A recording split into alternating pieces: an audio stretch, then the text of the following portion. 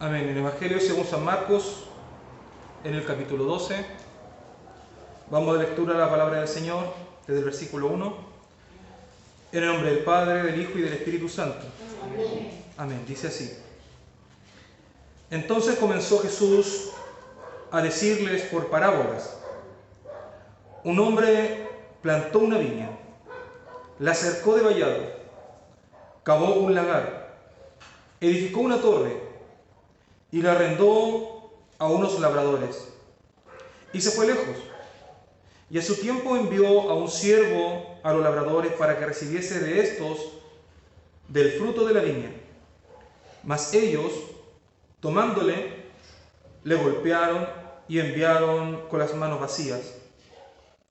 Volvió a enviarles otro siervo, pero apedreándole, le hirieron en la cabeza y también le enviaron afrentado. Volvió a enviar otro, y a este mataron.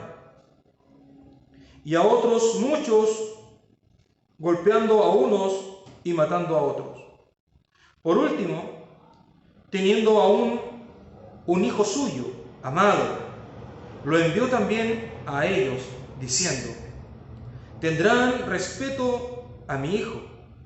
Mas aquellos labradores dijeron entre sí: este es el heredero, venid, matémosle, y la heredad será nuestra. Y tomándole, le mataron y echaron fuera de la viña. Hasta ahí la palabra del Señor. Amén. Tome su asiento.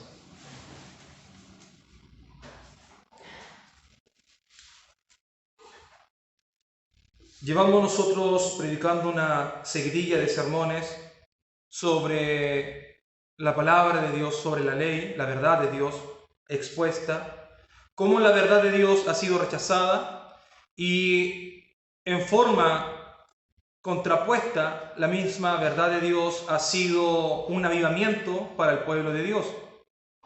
Hablábamos sobre cómo el Señor condenó a su pueblo por haber rechazado la palabra de Dios, la ley de Dios, cómo el Señor condenó a aquel pueblo, y asimismo vimos también cómo el Señor provocó un avivamiento en los tiempos de Nehemías. Vimos también cómo de una cierta forma el Señor también permitió de que hubiese un avivamiento dentro de los 400 años de silencio en cuanto al movimiento macabeo dentro del pueblo judío.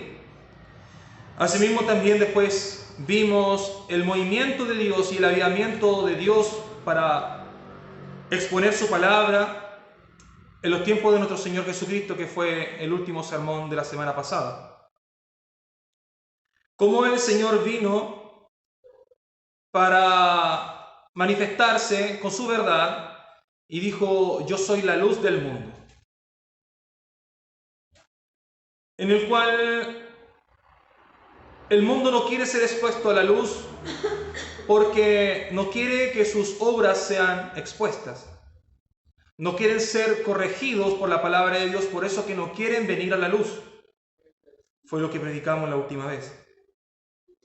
Por eso es que el mundo rechaza la palabra de Dios, porque no quiere cambiar sus vidas. Vemos ahora, hermano, sobre otro sentimiento que hay en nuestro Señor Jesucristo, que Él vino a provocar un avivamiento, el cual ese avivamiento lamentablemente fue rechazado. El Señor vino a traer la luz. Pero vemos en estos capítulos, hermanos, sobre el final del capítulo 11, está muy ligado al capítulo 12, porque todo esto transcurre en el mismo día. Si vamos al contexto, ¿qué es lo que ocurrió y por qué el Señor Jesucristo empezó a exponer esta parábola y le empezó a hablar en parábola sobre los labradores malvados? Fue porque un día el Señor vino a Jerusalén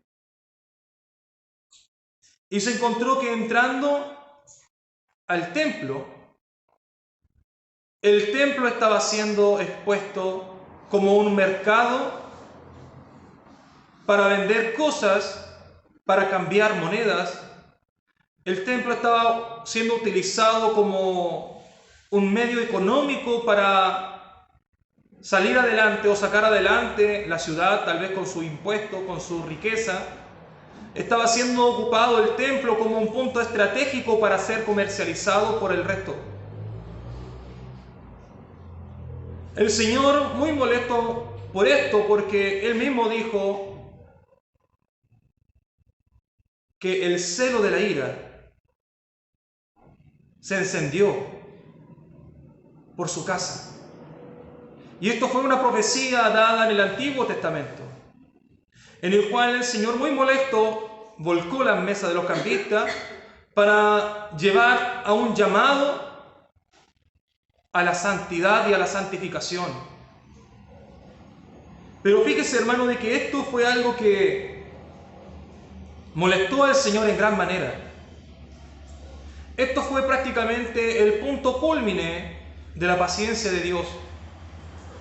El Señor hizo un llamado a la santidad al apartarse del mal, pero aún así el pueblo de Dios fue persistente en su pensamiento, fue insistente, en lo cual nosotros vemos la soberanía de Dios y vemos nosotros la autoridad de Dios, cómo Dios deja de insistir y deja que el pueblo caiga en sus propios pecados, cómo la voluntad permisiva de Dios se activa y se aleja del pueblo.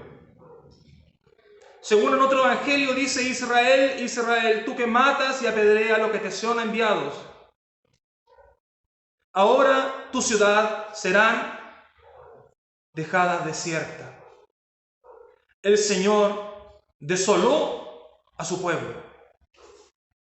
Se aburrió de seguir insistiendo a un avivamiento, de seguir insistiendo a un llamado a la conciencia, a la cordura, en el cual el Señor dijo: ¿saben qué?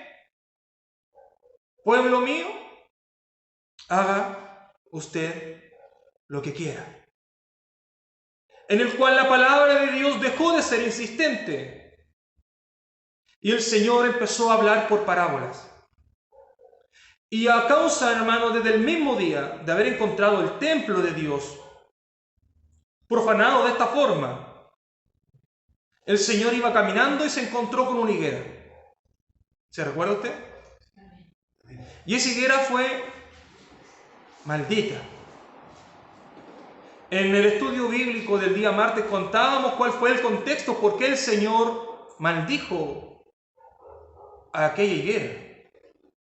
Dice la palabra del Señor de que no era tiempo de fruto. Entonces, ¿por qué el Señor condenó a la higuera? ¿Fue injusto de pedirle fruto cuando no era su tiempo? El Señor estaba siendo muy claro y muy certero. El pueblo judío, hermano, conocía claramente al árbol de la higuera. Lo conocía muy bien. El Señor tomó como referencia este árbol, dado que la costumbre judía sabía claramente de que cuando aparecía primero el fruto verde, antes que las hojas, ese árbol iba a ser fructífero. Pero si se daba la circunstancia de que primero aparecían las hojas antes que el fruto, ya era claro de que ese árbol iba a ser estéril. El judío conocía muy bien sobre ese árbol. De hecho, gran parte de los proverbios y los salmos son ocupados con este árbol de la higuera. El judío lo conocía muy bien. Por eso que el Señor se tomó esa parte de dar ese detalle de que ese árbol era muy frondoso y tenía muchas hojas. No fue casualidad. El pueblo de Israel, que era pueblo de Dios, aparentaba tener un sistema religioso, pero no había fruto. Era solo hojas. Apariencia de que tenían algo. Apariencia tal vez porque tenían ese templo de la gloria de Dios. Y tenían todo su sistema ritualista. Pero no había allí fruto. No había fruto allí. Eso el Señor mismo ocupó como referencia aquel árbol de la higuera, haciéndole entender de que ellos y que ese árbol solamente tenía hojas y que ya era sabido de que era un árbol estéril. Por lo cuanto el Señor vino y lo maldijo, y la higuera se secó. De forma continua, hermanos, iban y pasaron por el templo junto con sus discípulos, según enseña el Evangelio de Mateo. Y los discípulos, muy expectantes, dijeron: mira, Señor, este templo, qué grandes muros, qué grandes piedras, Señor, mira. Y el Señor ya tenía su sentencia y dijo: ciertamente no quedará piedra sobre piedra que no sea derribada. La sentencia de Dios ya era visible, tanto como empezó con aquella higuera y la maldición, y después con su discípulo cuando exhortó sobre la destrucción de aquellos muros. El Evangelio de Marcos continúa y hablan, hermanos, que se le acercaron al Señor los escribas, los sacerdotes, los ancianos, y le preguntaron al Señor: a ver, dinos con qué cosas, con qué autoridad tú haces estas cosas. ¿Cómo tú puedes maldecir una higuera y en ese mismo momento esa higuera es maldita? ¿Con qué autoridad tú tienes para sanar enfermos? ¿Qué autoridad tú tienes para echar fuera demonios? Dinos qué autoridad.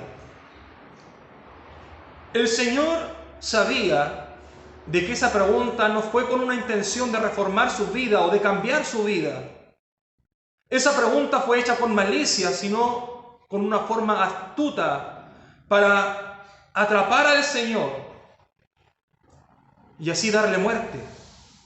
Porque por la mente de estos varones ya estaba siendo maquinado ese pensamiento de matar al Hijo de Dios.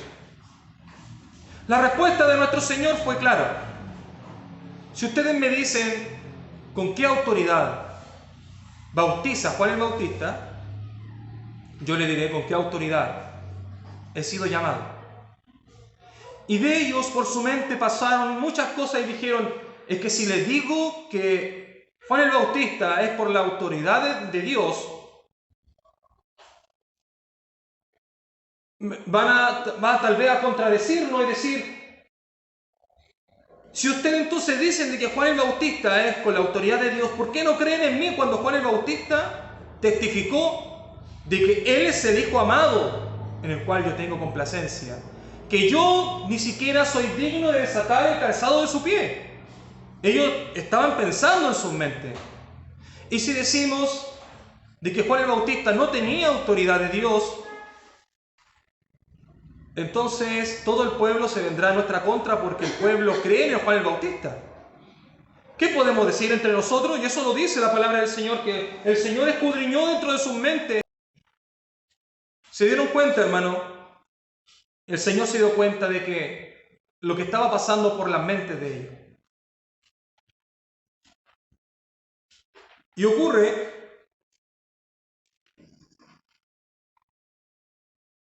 que el Señor fue claro.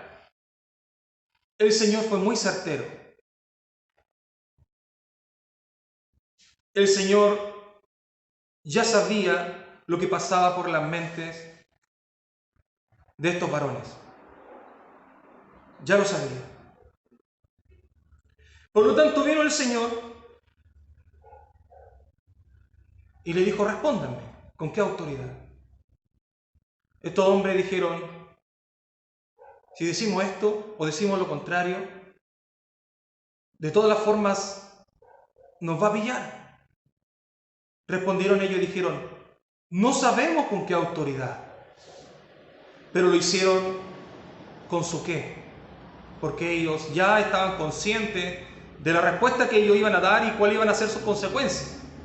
Aconteció, hermano, que el Señor Jesucristo le dijo: entonces yo tampoco le diré con qué autoridad he sido llamado. Vemos entonces, hermano, que el Señor ahora, de una forma continua, todo esto ocurrió en el mismo día, hermano. La purificación del templo, la maldición de la higuera, lo que el Señor anunció sobre la destrucción de aquellos muros del templo, sobre el cuestionamiento de la autoridad de Dios. Y así el Señor llega y habla por parábola en lo que acabamos de dar lectura. Y dice: entonces comenzó Jesús a decirles por parábolas: un hombre plantó una viña y la cercó de vallado, cavó un lagar, edificó una torre y arrendó a unos labradores y se fue lejos. Y a su tiempo envió a un siervo a los labradores para que recibiese de estos del fruto de la viña. Está demostrando, hermano, de que había un dueño de una viña y esa viña la arrendó para que fuese trabajada. La arrendó. Entonces, cuando llegó el momento de recibir el pago o recibir la ganancia de aquella viña, mandó a un siervo. Pero los labradores, los trabajadores de ese lugar, se amotinaron y golpearon a su siervo. El señor de aquella viña volvió a enviar a otro siervo, pero vino los labradores que estaban allí amotinados, que no querían rendir cuenta de la ganancia, nuevamente golpearon al siervo. Mire la paciencia de este señor. No quiso así destruirlos, ni condenarlos, sino que nuevamente con su paciencia y su misericordia volvió a enviar a otro siervo para encontrar nuevamente la ganancia de aquella tierra que él había arrendado. Pero resulta de que esta vez no golpean al siervo, sino que lo matan. Y así nuevamente ocurre con otro siervo, que también lo matan. Mire la paciencia de Dios hasta que dice: ahora entonces voy a enviar a mi hijo.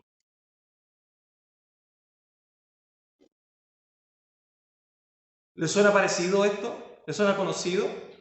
Amén. Que envió a su hijo.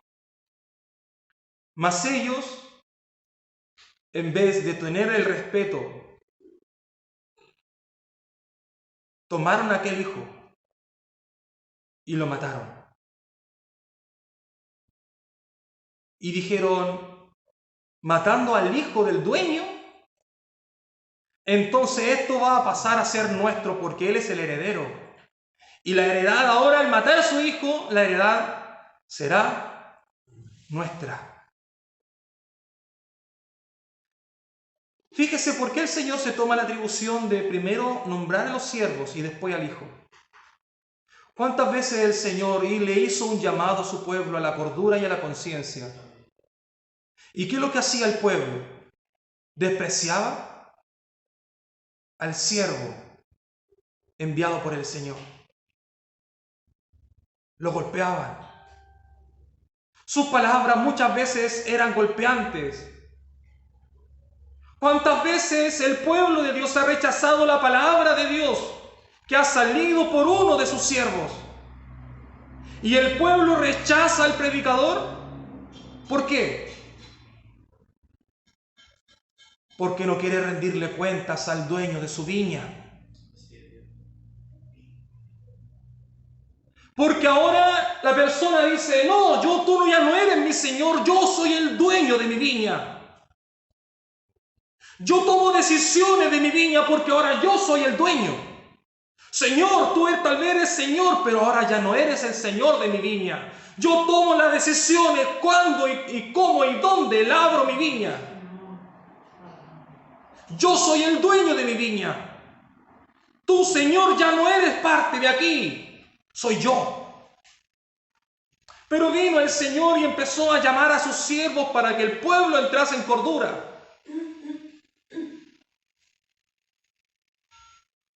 Pero ocurre de que aquella persona, aquel pueblo, teniendo su corazón duro, rechazó a todos los siervos que el Señor mandó.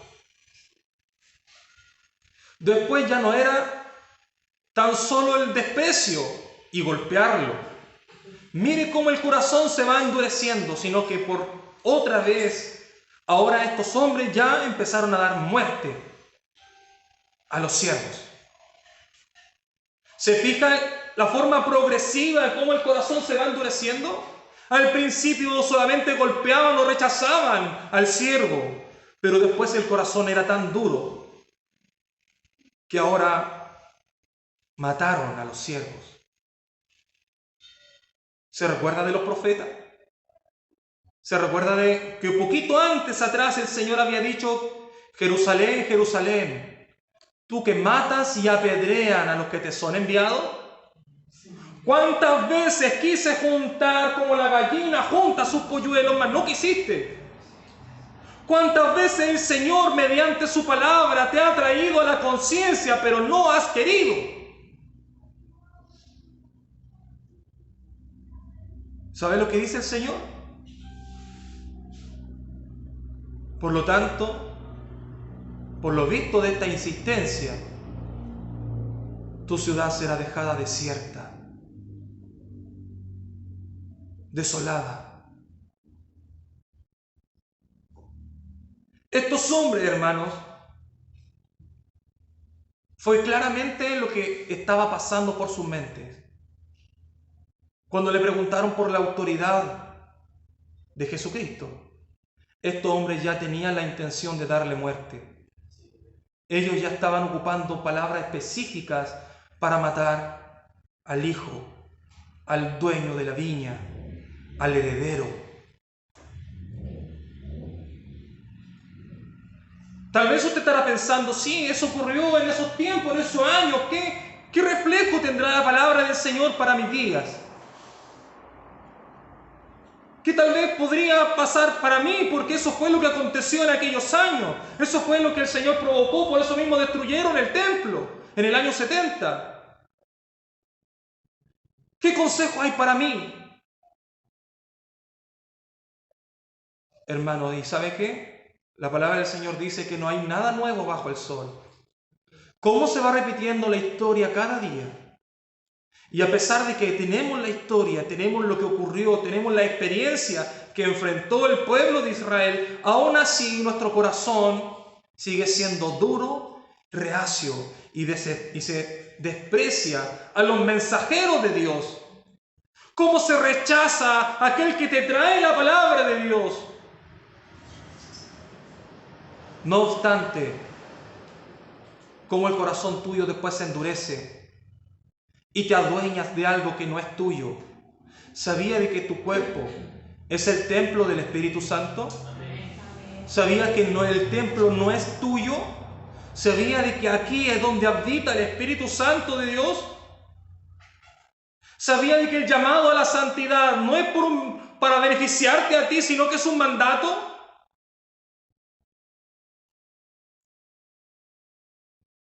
El beneficio vendrá de una forma continua, como una añadidura. Pero el templo de Dios es este, el mismo el cual tú y el cual yo a veces tratamos de adueñarnos y tratamos de quitarle la autoridad a Dios que Él tiene de nuestras vidas. Esa misma autoridad que Dios dice: yo soy el Señor de tu vida. Y tal vez muchos dirán: sí, Señor, tú eres mi Señor. Pero no todo aquel que dice Señor, Señor entrará en el reino del cielo. Porque tal vez dice de que es tu Señor, pero aún así sigue insistiendo en hacer lo que quieres. Y eso demuestra de que Señor, Señor es de labios y no es un Señor entregándole tu vida al que verdaderamente es el dueño y Señor de tu corazón.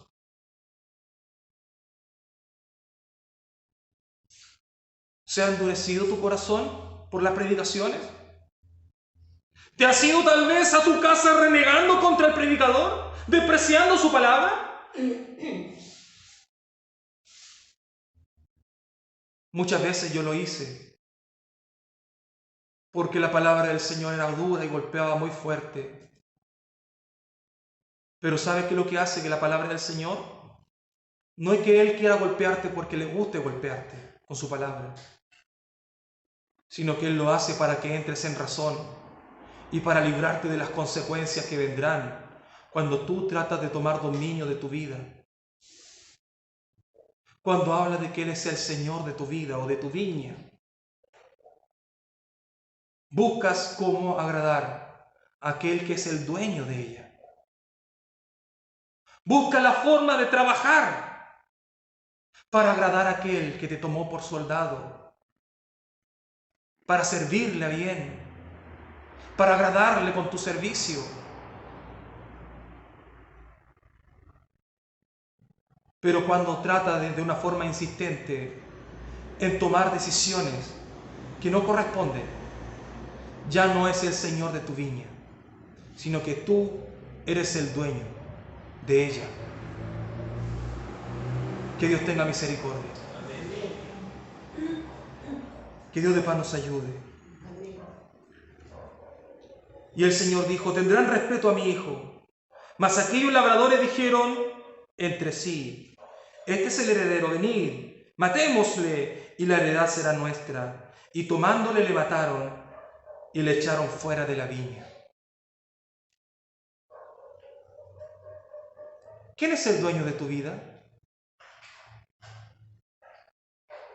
¿Quién es el que te llama a santidad?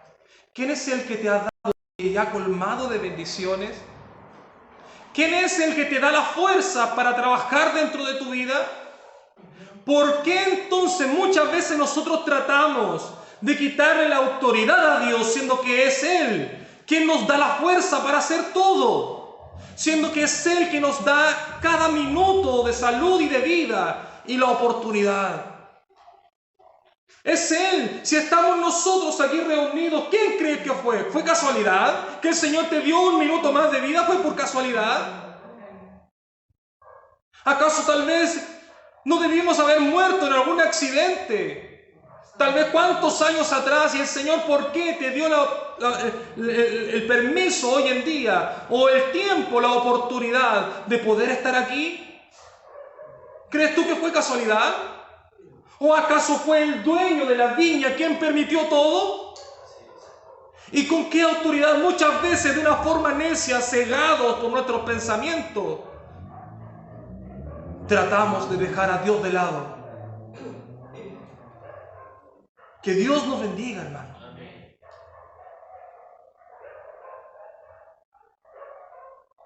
Y esto fue algo en que Israel fue condenado. Israel fue condenado, hermano. El sistema más sagrado para ellos, el cual era el templo, fue destruido, hecho pedazos. El hombre sin Dios no es nada, ni nadie. ¿Se acuerda lo que hablamos hace unos días atrás sobre la astucia del hombre de tratar de encontrar soluciones de una forma inteligente, dejando a Dios de lado? ¿Se recuerda? De buscar soluciones por medio de nuestra astucia, de nuestro conocimiento, como el pueblo de Israel hacía alianzas con otro para ser vencedor en la guerra, despreciando al Dios poderoso. No vamos a ser libres y victoriosos por nuestra inteligencia, porque me uní con Egipto, por eso voy a ser victorioso. Pero Dios es un Dios fuerte y celoso, y nadie le roba la gloria al Señor. Nadie. Él quiere manifestarse en tu vida y en la mía. Por eso mismo Gedeón fue enviado con tan pocos hombres. ¿Saben por qué? Porque Dios se quería glorificar allí. No para que el hombre se exaltase y dijera: no, es que yo con tanto número de ejército fui el vencedor por eso. Por nuestra fuerza, por nuestra capacidad de pelear, por eso soy victorioso. Sino que el Señor siempre ha despreciado la idea humana, la intención humana, porque la intención humana lo único que quiere es despreciar a Dios de su lugar y llenarse de la gloria y decir: fui victorioso por mi fuerza, fui victorioso por mi juventud, fui victorioso por mis decisiones. En cambio el Señor dice: tú eres débil, Israel, eres pobre, Israel, te escogí de lo más débil del mundo, oh gusano de Israel. ¿Dónde está tu grandeza? Estos hombres tenían por grandeza el templo, y ese templo fue destruido. A mí esto me da temor, hermano, porque cuando hablamos del templo de Dios, es donde habita el Señor, su gloria. Asimismo, tu corazón es el templo de Dios, y a mí me da pavor de que el templo de Dios sea destruido. Por eso pido que el Señor tenga misericordia de nosotros. Que Él no nos deseche, que Él nos aparte de nosotros. Vemos cómo la misericordia de Dios envió cada una y otra vez, y una y otra vez, y una y otra vez, a su siervo. Pero ¿sabe qué, hermano? Israel había sido condenada, desechada por Dios. ¿Sabe lo que le dio paso? A la iglesia. Una iglesia ahora que ya no iba a ser compuesta solo por judíos, sino que ahora le dio el paso a una iglesia que iba a ser compuesta por todas las gentes, por todas las personas, sin importar raza, nacionalidad, color. El Señor ahora nos llama nación santa, pueblo escogido, a nosotros, a la iglesia de Dios. Israel fue despreciado y desechado, pero le dio el paso nuevamente para que todos aquellos que se arrepienten de sus pecados, mirando las consecuencias de que Cristo murió por tu culpa y por la mía, refugiarnos en eso y venir a Cristo en arrepentimiento y fe. Pero dice, mientras tanto, Él puede ser hallado. Fíjese de que Dios, nuestro Señor Jesucristo, no actuaba de la misma forma con una persona que no le conocía. ¿Cómo el Señor reaccionó con una persona que no le conocía y que estaba en pecado y que el pecado era grave, que era causal de muerte, como el pecado de aquella mujer que fue encontrada en adulterio? El Señor, con qué amor la recogió y le dijo: ni yo te condeno, vete y no peques más. ¿Se fija usted y piensa en la gravedad de los pecados de esta mujer, que fue encontrada inclusive en el acto? Pero fíjese bien en la actitud de Cristo en condenar a aquellos que sí le conocían. Cómo Dios condena la hipocresía. Cómo Dios condena a aquellos que dicen: Señor, te he servido toda mi vida. Señor, te conozco toda mi vida. Señor, tú eres el dueño de mi vida. Cómo el Señor condena a aquellos que aparentan decir de que Él es su dueño. ¿Se fijan en el contraste? Cómo Dios trata a una persona con tanto amor, a pesar de tanto pecado.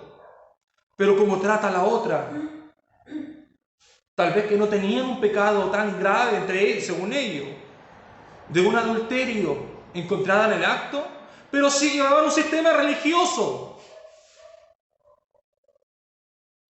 ¿Cuántos de nosotros no también llevamos un sistema religioso? Decimos de que Él es nuestro Señor, pero despreciamos a los profetas que el Señor envía. El Señor quiere provocar un avivamiento en nuestras vidas, pero nosotros despreciamos ese avivamiento porque no queremos la palabra de Dios. No queremos vivir conforme a su palabra. No queremos vivir conforme a sus mandamientos. Tengamos cuidado, hermanos, porque estamos jugando con algo que es muy delicado. Estamos en algo muy, muy peligroso. El Señor te llama a un avivamiento, pero ten cuidado con despreciarle. El Señor es muy misericordioso, dice que envió muchas veces. Pero ¿quién tal vez no te dice de que este día tal vez sea la última vez que el Señor te vaya a insistir en que cambies tu actitud y le recibas a Él como tu Señor? ¿Quién te da ese crédito? ¿Quién te dice que tal vez el día de mañana va a ser el tuyo? ¿Cómo tus proyectos de vida tal vez pueden quedar por el suelo? Porque eres muy dueño del tiempo, olvidándote quién es el que te da el tiempo.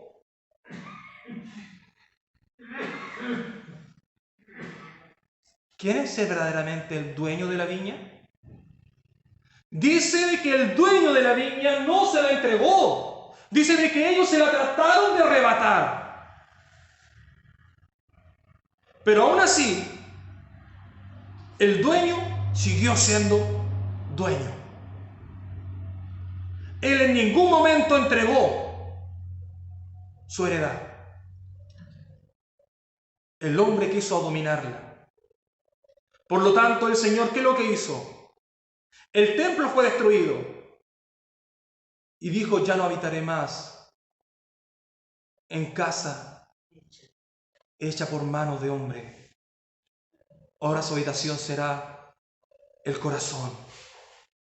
El dueño siguió siendo dueño. Él no entregó todo y dijo, me voy y que hagan lo que quieran. Tal vez para aquellos que pensaron de una forma soberbia, así se lo dijo. Pero el dueño siguió siendo dueño y siguió llamando a la gente al arrepentimiento para habitar en corazones que verdaderamente reconozcan el señorío de Dios sobre sus vidas. Le dio el paso a la iglesia, a la congregación, compuesta por tal vez tanta gente, que todos me decían solamente un judío puede encargarse del templo. Pero el Señor ahora dijo, no, no va a haber ni hombre, ni mujer, ni esclavo, ni libre, ni raza. Ahora Él será el Señor de todos. No de un exclusivo Israel como estos hombres pretendían, sino que ahora el Señor será Señor de todos. Y para concluir, ¿sigue siendo Él el Señor de tu vida? ¿Estás seguro? ¿Él es el Señor de tu vida? ¿Tu vida está siendo gobernada por el Señor? Vamos a orar al Señor, a darle gracias al Señor por su palabra. Vamos a darle gracias al Señor pedirle, hermano, para que Él tenga misericordia de nosotros, para que Él nos ayude, para no ser insistente en nuestros pensamientos, para buscar que la gloria de Dios se manifieste dentro de nuestras vidas. Y mi hermano Juanito, viene en la oración, por favor.